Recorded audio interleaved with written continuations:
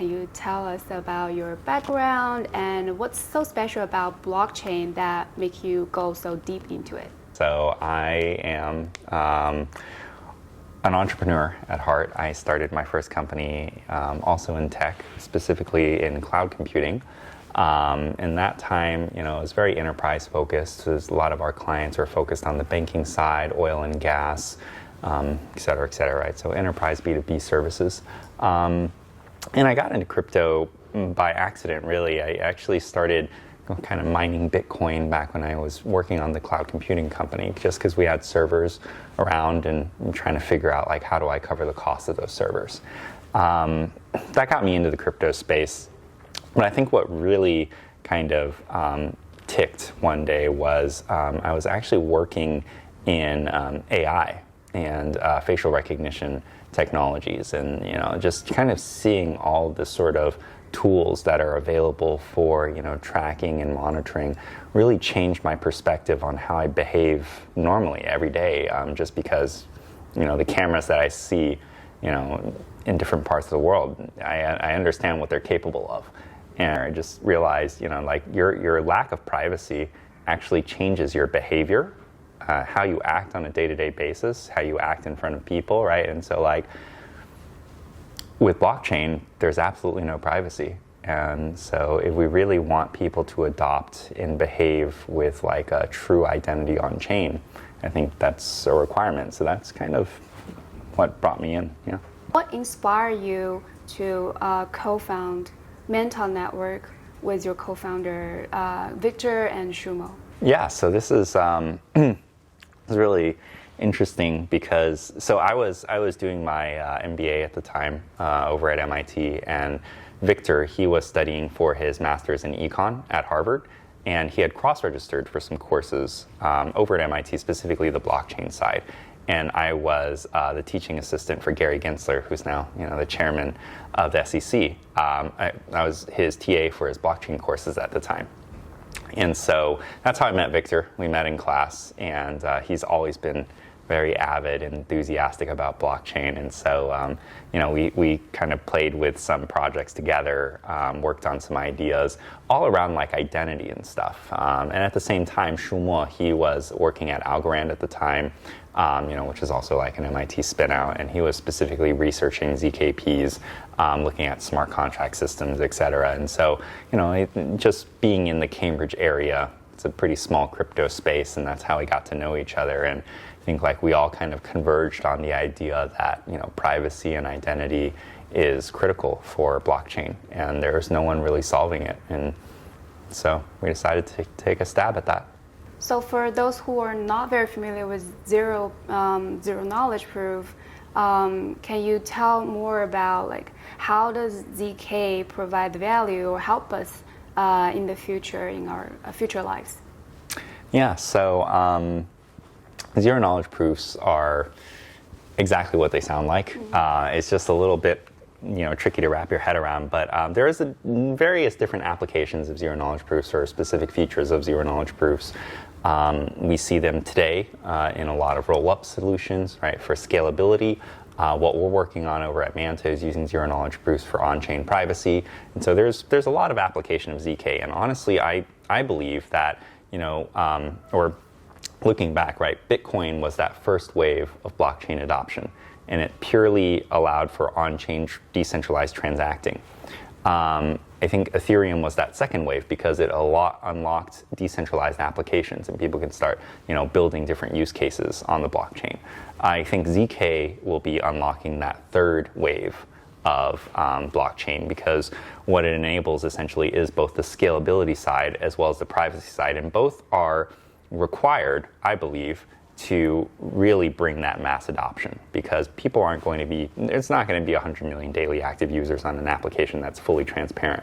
And it's also not going to be 100 million daily active users if the ecosystem can't even scale to that amount of people, right? So I think like ZK plays a critical role in this like sort of next wave of blockchain. But exactly what is a zero knowledge proof, right? On the most fundamental level, right, a zero knowledge proof is just proving something without revealing any information about it. And so, it's like if you were to go to a bar and you needed to prove that you're 21, right? What do you do right now? You provide a proof of your identity, but that identity is very revealing. It shows your birthday, it shows your name, it shows your address, and all this other stuff. With a zero knowledge proof, you can verify that you are 21 or older without revealing your birthday, without revealing your name, and et cetera, et cetera. And so one simple example is we can play a game. It's a game where I prove to you that I'm not colorblind, right? So one way is for you to, look at my eyeballs and like check out my cells and see that I have the cells that can, attribute to non-colorblindness. Or we could play this game where you have a red ball and a blue ball. And I'm supposed to pick out the red ball each time. I pick out the red ball, you put it behind your back, you shuffle it, you bring it out, and I guess again. The first guess could be chance, but by the 1,000th guess, it's probably not chance, right? It's statistically unlikely, and so I've proven to you that I'm not colorblind without you having to look at my eyeballs. And that's kind of like a simple example of an application of zero-knowledge proofs. So can you share us some of the hardship or obstacles that you face as an entrepreneur in blockchain space, and how did you overcome it?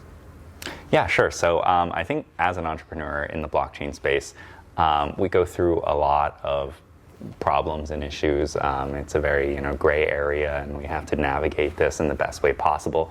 But I think one thing that is very universal to any company that's scaling, even outside the blockchain space, that I think a lot of entrepreneurs go through, is that you have to grow the organization. And what I mean by that is the way that a 5-person team functions is very different than the way that a 15-person team functions, which is very different than a way a 50-person team functions, right? And so the way that you manage, right, a 5-person team, everyone's in the same room. Everyone understands everything that's going on. A 50-person team, they're not all in the same room. And so you can't expect people to just naturally know what's going on, right? You have to set the right processes in place so that your organization is structured in a way that it's ready to be a 50-person company. I think in Web3, what ends up happening is that we move so quickly and we do so many things at once that we sometimes forget about the organizational side.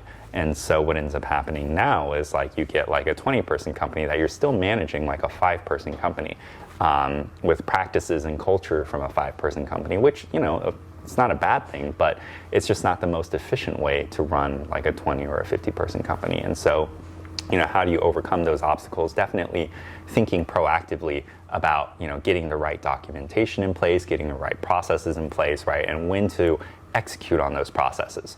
A 5-person company doesn't need an HR person, but a 50-person company definitely does. And so you have to really think about when you should be implementing these things. And the more proactive you are, despite the fact that it feels like it isn't necessary at the moment, as long as you're proactive and you're ready and you can be able to launch it when the time is right, then I think that's very beneficial. Yeah. How do you deal with the arguments or disagreement with your other co-founder?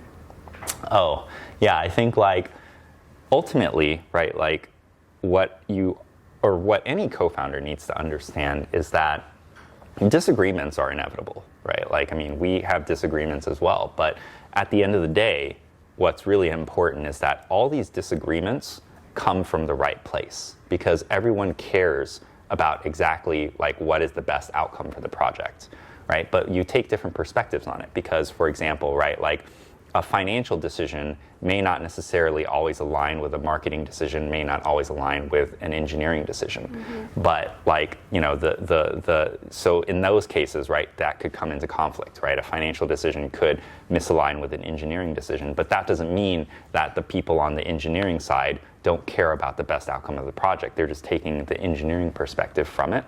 And same with the financial side. It's not like they don't care about the project. It's just they're taking the financial side, because at the end of the day, a project still needs to be sustainable, right? And so I do think taking that perspective in mind and knowing that everyone has the best interest of the project in mind, right? Creates a much more productive environment for these types of disagreements. So I see you guys are building multiple products for Manta. And what's your vision for Manta? Yeah, so for Manta, I think when we first started, right, one of the things we really wanted to tackle was identity, because it's an issue with like what we see today. You've got MetaMask, and within MetaMask you have like 10 different wallet addresses. It's all fragmenting your identity, right? You're trying to preserve your privacy in one way or another. Whether you think that you value privacy or not, I think user behavior dictates that you do. That fragmentation of your identity is kind of antithetical to building your on-chain identity on Web3, because what ends up happening is that you only have pieces of your on-chain identity and you're trying to preserve that privacy, but inevitably what happens is something goes wrong. You send ETH from one wallet address to another, now it's linked, right? And you spent all that time and effort, and now all of a sudden all that effort's gone to waste. And so we think that privacy with identity is truly the only solution for any sort of scalable Web3 use case. And it also removes a lot of friction from the user experience. Because when you think about it, right, like why do you need to manage 10 wallet addresses? That's a real headache. Why not just have one wallet address where everything is private, right? And so your NFTs, your crypto, et cetera, can all be obfuscated. You can have that peace of mind. But at the same time, right, like when we talk about user experience, it's not just about having a singular wallet address, but how do you even abstract away that wallet address? Because when people jump into Web3 right now, the first thing you need to do for any application is connect your wallet, right? But connecting your wallet is an intimidating experience for anyone who's jumping into Web3, because they don't really know what a wallet is. They don't know what a seed phrase is. They're scared of transacting to random strings and all this stuff. And so like, it's a very high friction, intimidating process. And so how do you eliminate that process and create even a walletless experience for private identity verification, right? And so like we just built out something called Proof Keys, which allows for developers to actually create a Web3 private onboarding experience for users without having to even touch a wallet address. So I can verify my identity in a privacy preserving manner, don't have to connect my wallet or anything. So I think like we're definitely moving towards, building out the most frictionless private on-chain identity experience in Web3.